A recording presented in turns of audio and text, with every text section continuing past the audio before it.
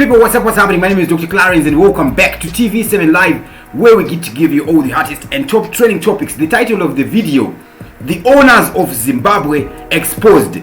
Apa ndikutaura the masses of Zimbabwe and ndikutaura nezvakoneni, who is benefiting from our country and who literally owns Zimbabwe. Muridzi weZimbabwe ndiani? Yay guys, information yandinayo paka. Ma one, we're gonna call it thesis, school of thought, and why it's hard for the army to intervene right now. What is happening right now as we speak, as of now, as of today, as of yesterday, as of this week? What is happening? Ma Zimbabweans are kuma reserva, they are suffering right now because EcoCash is not working. Kumamisha, the reason why EcoCash is not working, Kumamisha, it's not because yakamira kushanda, it's because of this speculation. It's not being accepted and people are suffering right now as we speak. We have family going on empty stomachs because of this fiasco. Now these people who manipulate us, they know how our minds work. Anozati tikadai so vanhu vanofunga so saka vachadai so. So you don't necessarily need to ban EcoCash. You just make that utterance and everybody goes crazy. People are suffering right now in the rural areas. Izvezvi EcoCash is kushanda saka vanhu voita sei, varadonzi vaite sei. Remember, our communities were sustaining. We were sustaining ourselves. They took cash in 2016 to benefit themselves so that we could put money in their banks. Right now, EcoCash became self-sustaining and they had no grab of our money again. Then, attack on EcoCash. Why is it the poor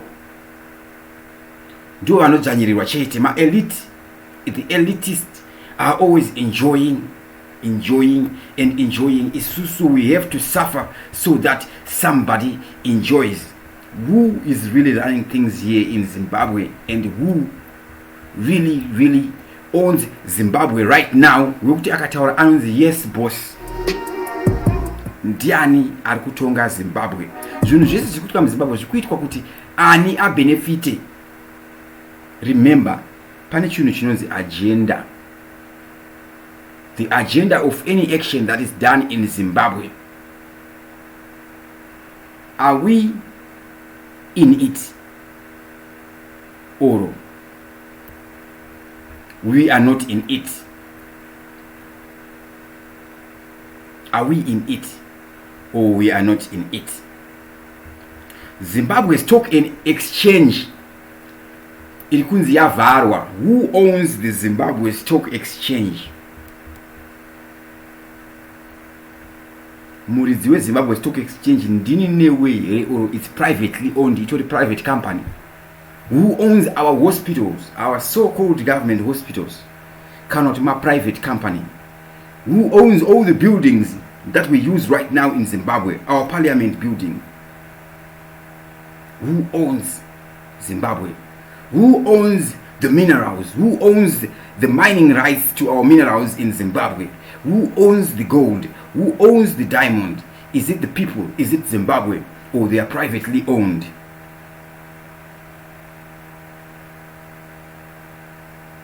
So, who is the real owner of Zimbabwe? And are we as a people free? If we go on empty stomachs, who cares? Does anybody care? How are we being controlled? How are we being mind controlled? From what there is, we've become spectators in our own nation, spectators in our own lives, and for that matter, we've grown a desire to be led, a desire to be used, a desire for authority. We have turned that desire. And right now in Zimbabwe, state yatiri, more than 70% of the people vari kurova madrugs. Hedonism. Sei vanhu vari kusiyiwa vachirova madrugs. Why? Because people vakarova nemadrugs, they don't think right. We don't think. Right now we are given illusions of thinking that change is going to come, that freedom is going to come. So we are given that comfort of illusions, so that we never think. We are always waiting for something. Right now Zimbabweans are waiting for the next election. Right? If you are not given those illusions, you are given war. People are saying that war is peace, freedom is slavery. Right? War is peace. Pakaitika aka kuti vanhu vanyarare, pakaitika aka kuti vanhu vanyarare makarelaxa. Right? So we came 1980, we got independence, and then Zvirikuitika. Then people marched in the street. We got another system into the system, but still things haven't changed. Ndikuona maZimbabweans akawanda now what happened in Malawi. Ndo zvinoratidza pfungwa dzedu. Why it's going to take a long time before we are free. Vanhu vari kufara kuti Malawi opposition ya winner. Right? But what about the values that they stand for? This goes way back. Right now in Zimbabwe, realistically speaking, who owns Zimbabwe? Izvezvi muZimbabwe iwewe kana uine 1 US according to this system. Right? According to the system, aka shitty system, according to the system, kana uine $1 really equivalent to $25. Asi kana old mutual in a $1,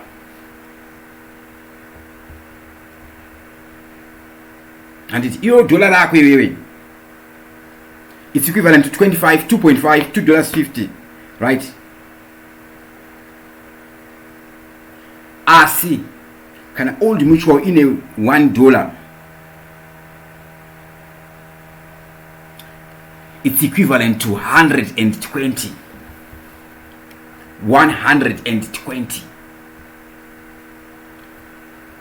What difference? It's sad, guys. This is really sad. Again, you can only $1. And $1 lako riri pa 25. Asi kana old mutual in a $1 riri pa 120. Mukuna difference here rate. The difference here rate, it's saddening. Inorwadza, guys. Inorwadza. It's really sad. And who is old mutual? Old mutual ndiani? All those guys vari pick up a stock exchange, vari kuwedzera value ana Lafarge cement. Who are those guys? Avasiri were vari Zimbabwe. Avasiri were vari kuita run things right now when everybody was stopped to trade United States dollars. Kune vakaramba vachingoshandisa United States dollars pamutemo. Saka iwe uri kuisa mutemo kuti mwana weZimbabwe, mwana wevhu ndiye asashandise US dollar, but pane mudzvanyiriri, pane murungu ari kuramba achiiswa pamberi. This image showing on the screen right now, I want to show you something. Say munanga kwakamira kuseri uku papicture. Say ari mashure. Say uyu mufesi wekurussia uyu ari kumberi. Say ramaposa ari kumberi ari paside. Why is this happening? I'm just going to show you guys Zimbabwe rates dzemari, so that things we see kuti old mutual sei achipuwa mari yakawanda.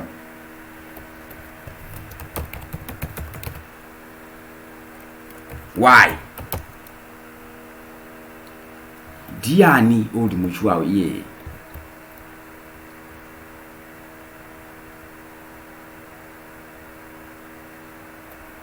It's really sad, guys. Keep your comments coming. I'm gonna try and read everybody's comments. Big up to Lion Dabi, Vuyo Moyo, enough respect. And Vuyo Moyo, big up doctor. I wanted to ask, do you pay for YouTube taxes? And nditika mufunzo wako uyu ndiwe mtengesi. You are a sellout. I do not tolerate sellouts here. Your question is not a question, it's a suggestion. And nditika watumwa indanoza boss wako kuti sake. And we're talking serious issues right here, right now.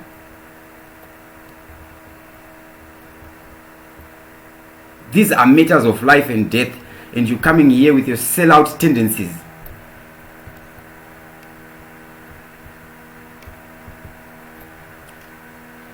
See those rates.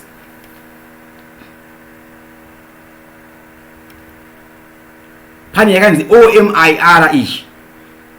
Old mutual implied rate.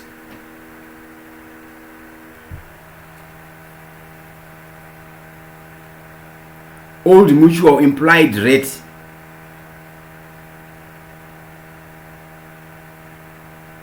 $122. Iri kudabla RBZ's highest rate. 122. Why is this so? What is old mutual implied rate? Old mutual ndiani? Akavhutirwa nani garaji? Old mutual akaenda kuhondero. Whose interests? Sikapatinoona vamutuli ngube. Vashinzi vari kugona sterek vachiombererwa maoko. Zvavari kuita zviri kubenefita ani. I'm going to show you this video clip. This is a powerful video clip. This is a powerful as my jokes. And it's not the only video chifunga kuti zvinhu zvikunakidza. Nena we are suffering, nena we mind control how our brain pfungwa dzedu magadziriro atakaitwa. We are always in a consistent and constant seek for pleasure. Right? So sometimes we find pleasure in insulting other people and insulting ourselves. And tine vanhu vanofunga kuti vakangwara, sellouts, people who think they are clever, that always want to manipulate people. And because isusu tine that craving for authority to be above us, that desire to be led, that same desire to be led, inoita kuti tifunge kuti mumwe munhu anofanira kutirimira, tifunge kuti mumwe munhu anofanira kutitungamira. Isusu pachezvedu hatikwanisi kuita anything without somebody.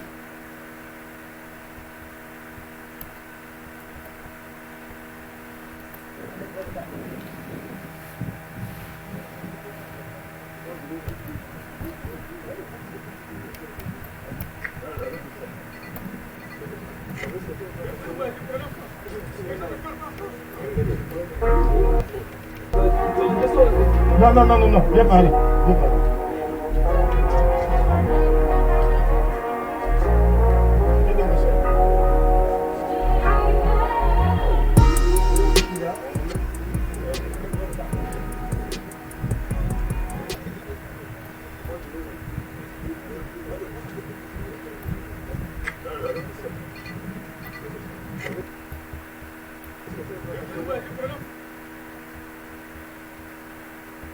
This is what our people have been reduced to. Now guys, and right, things with him sell out. That is a fake name. I've said those people, the few people who have always supported this channel, right? It's very open-minded. It's Ndebele people. Everybody who has ever supported this channel, Mundebele, right? And this guy comes with a sellout tendency. Akanyora kuti vuyo ngube ne sene machine Ndebele. Because it's an attack. Say sene makanyora relation Ndebele. Right? Vuyo ngube obviously is not a Ndebele person. That's why I'm going to sell out tendency so that I can attack. And But you are misrepresenting. You are misrepresenting people. If I'm gonna block this person. I'm gonna block this person.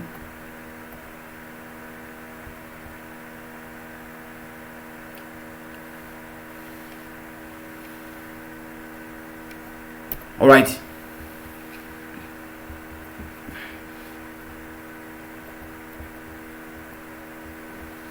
Big up to Lamix, Mchodi, Prince.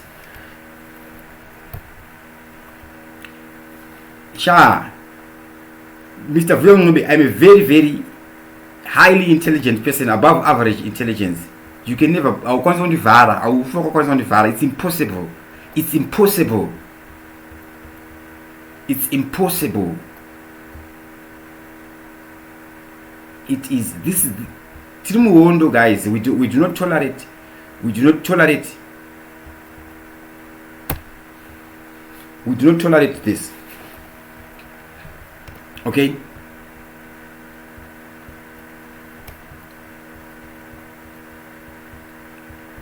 Big up to everybody who's watching. Whatever I'm doing, guys, making these videos, this is community service. Zimbabweans in Zimbabwe have no access to information, and it is by design. Hakuna munhu anoafoda kutenga data mu Zimbabwe. It is by design. Hakuna munhu anoafoda kuona video yakareba 1 hour 30 minutes mu Zimbabwe. It is by design. Mabundles anochipa, maplatform anenge achitaura zvisina musoro chete ndiwo munonzi mabundles ayo achipa. Kana kwakutaura zvine musoro, auwane that access. That's why you see kuti masatanist ekuzol, they're always fighting TV7 because ikutaura ED. Whose agenda are they protecting? Agenda yani? Mugabe akatora land. Mugabe paakati takuda kutora makampani. Makaona zvakaitika. So toti takaona independence say kana parliament yedu isiri yedu tichibhadhara rent kuti tipinde imomo. Akaiona kupi munhu akatora the owner of that parliament building, where did they get it?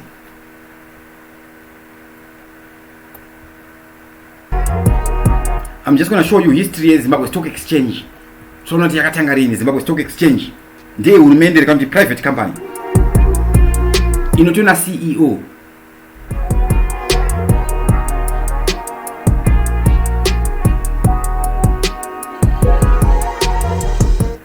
Alright, Zimbabwe Stock Exchange. Let me show you something. And remember, per internet available information, yes, the panel is what 2% information. Information that is useful, 98% is not online. You can never find it online. You can never find it online. It's by design. The Zimbabwe Stock Exchange, SE, is Zimbabwe Official Stock Exchange of Zimbabwe. Its history dates back to 1896. 1896. 1896. 1896. Before there was even Zimbabwe. 1896. 1896. It's a system that still has a grip on the people. Now the people can just ignore all those systems because those systems need people, right? People can just ignore like we were doing, but when we ignore, they come at us and take whatever is left because the people should always be desperate. The people should always be desperate. People should never be independent.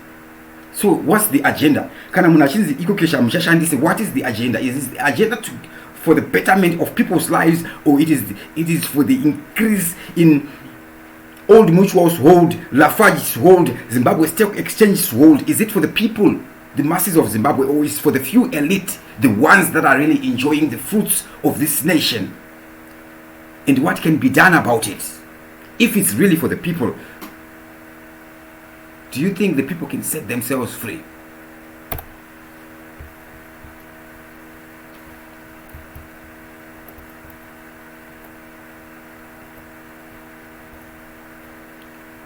Is Zimbabwe free?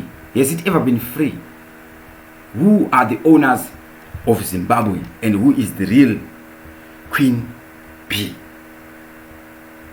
Akutonga Zimbabwe panguva inoi Diani, and it's for who? Big up to Brighton, Tangwada, enough respect. So we see Mfesu, this guy achitama dues shikana nemaoko nevanhu chichi taita zakati taito. Is it benefiting the people? Saka nochita madhiri asiri kubenefita vanhu. Why are you still doing those things? Why? It's for who? Because obviously somebody is benefiting. This guy, this is bigger. This is big. This is very big. This is bigger than we think. Okay. It's very, very, very, very big. All right. I'm just gonna show you. I'm just gonna go over to Twitter page. Yeah. Professor Mturingube, Minister of Finance. And it can.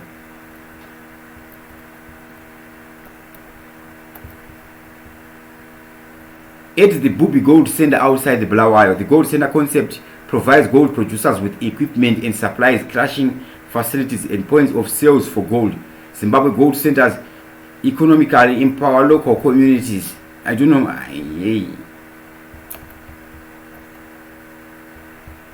Which communities? Which people? Touring Dixon coking coal facility in Harare. That's 28 June. Wange, which is under construction with the Minister of Mines, Honorable Chitanda. Cooking is gold in an essential fuel and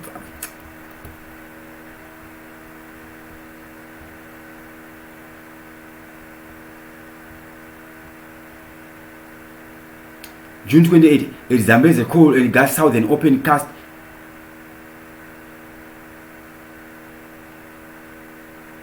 If you move around Zimbabwe, you will see new products manufactured locally. If products are manufactured locally and the money is not benefiting the Zimbabwean people, stop doing it. Who are you for?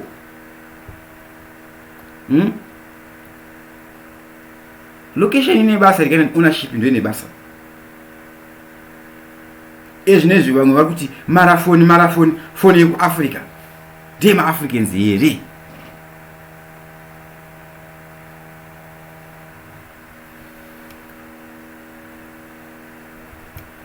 Look, I'm going to deal almost every day. Deal like that, and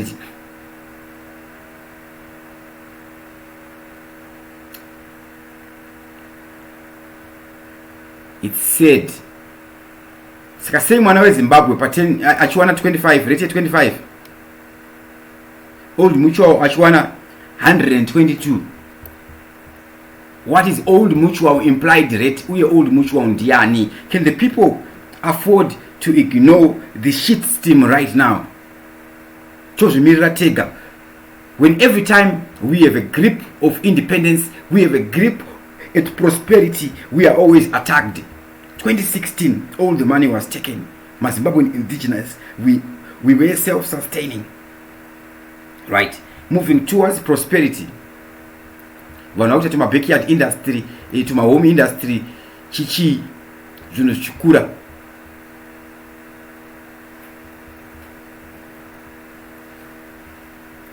But they came at us right now.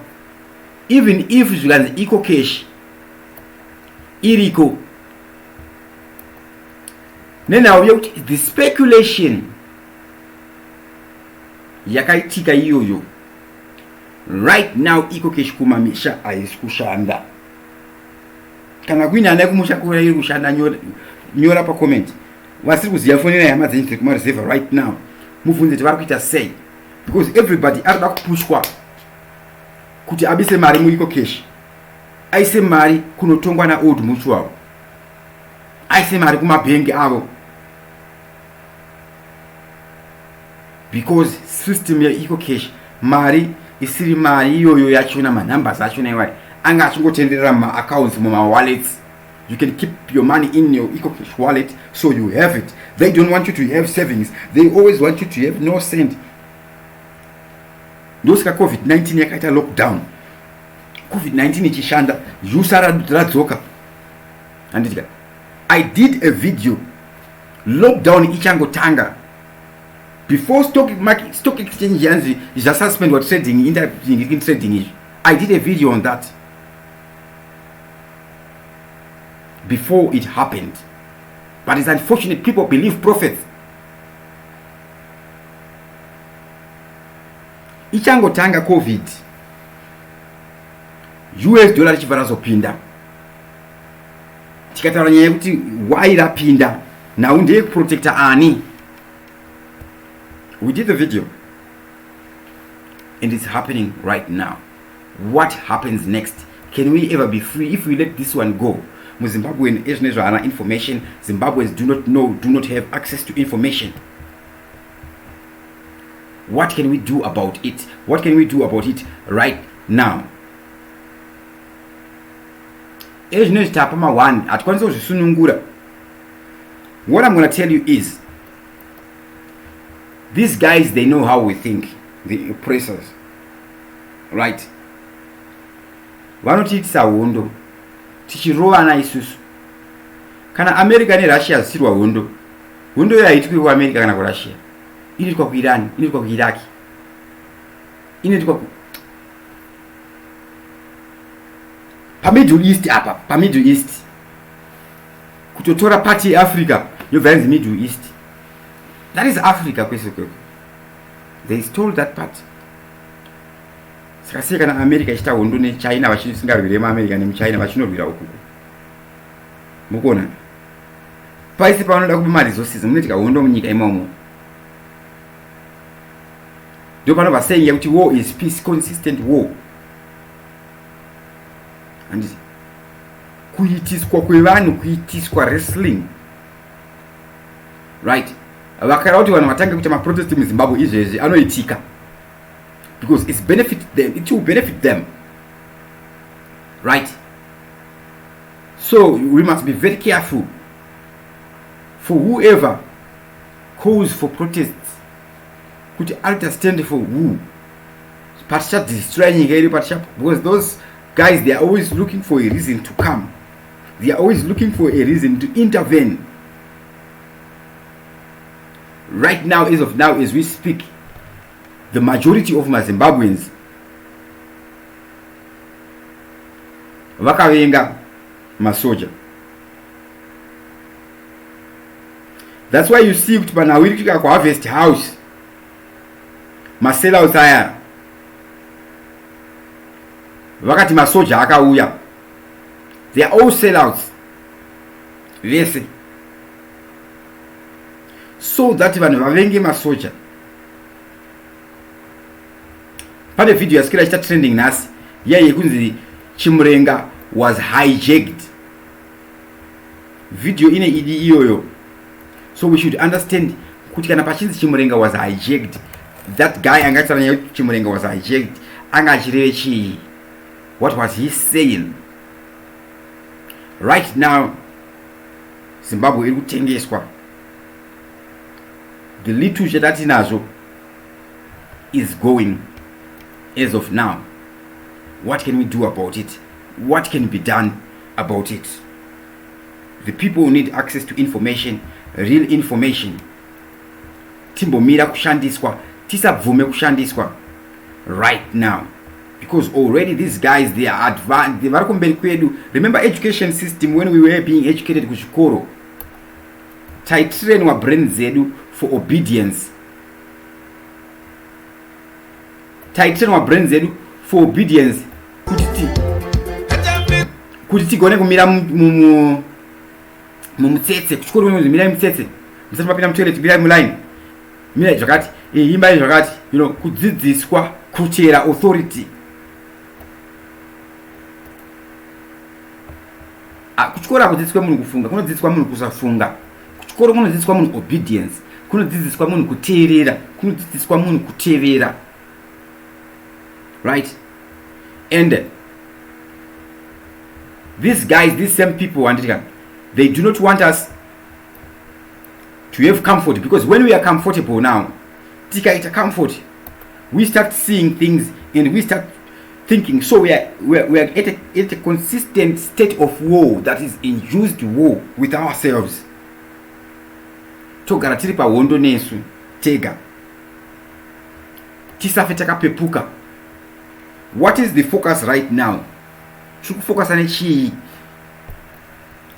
Mari yenyika ichienda, nyika ichienda. Can you see what I'm talking about here? And this moment is very, very crucial and critical. Bear with me, guys. Now, bear with me. Network. Kuma network companies. Kule sellouts. Right. Bear with me. Bear with me right now.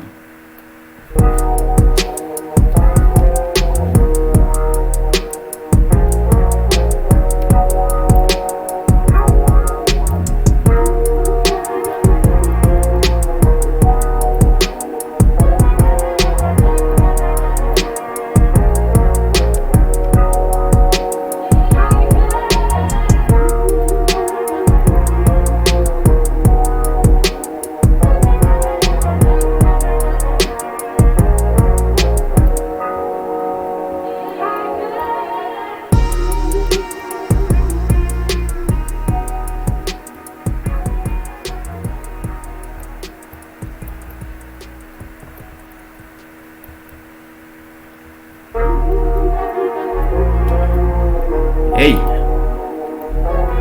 apologies guys, apologies. Bear with me. My network is playing up, guys. I think I'm gonna sign out right now. We're gonna continue with this. Manje. My network is playing up. Network yang play up. Alright guys. So that we keep making videos, guys. Do support TV7 Live. The details are on the screen via EcoCash or via PayPal. About page here, TV7 Live. To those who want to support the struggle, the details are on the screen. I'm going to put the details in the description box. Alright, so these guys, they always make sure that people do not have access to information. There's a plan which I will not say here, because inongorwiswa futi. But to those who want to support TV7 Live, the details are on the screen right now. We're going to continue with this question, and we're going to review Zimbabwe Zimbabwe. Kune vanonzwa izvezvi vatonzwa chinonzi old mutual implied rate chi. Ko old mutual uyu kana achitopuwa mari yakawanda, ko vaiti kudari kwashatagwirei ndo Queen B ndanani? Queen B ndiani? Change chane zvarungu vavira vari pa screen apa, vari pa thumbnail ndanani vanhu ivavo? Kana chiti mudziwa Zimbabwe ndiani? It's literal. Haisi information yekuhida. We did Zimbabwe Stock Exchange. Kana Zimbabwe Stock Exchange ina CEO.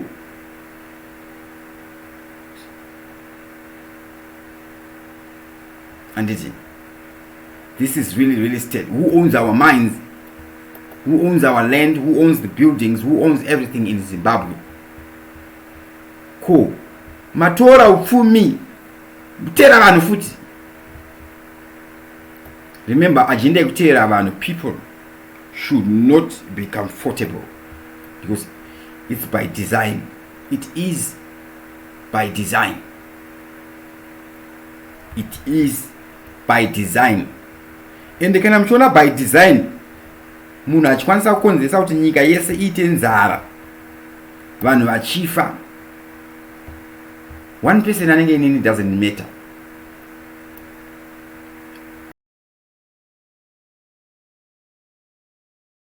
TV7 Live is the channel. And that's Tom time is I'm my live. You need my live and in what because network yakataka. Yes, so you know it's by design that attack Alright, and because of hedonism, Zimbabweans are in consistent jealousy. We fight each other, we don't uplift each other. It's as simple as that. Pick up to PK Moyo. Yeah, we are at war with our own, no rest.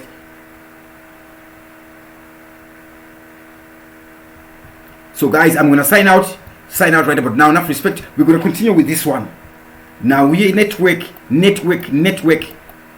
need to take a stand right now.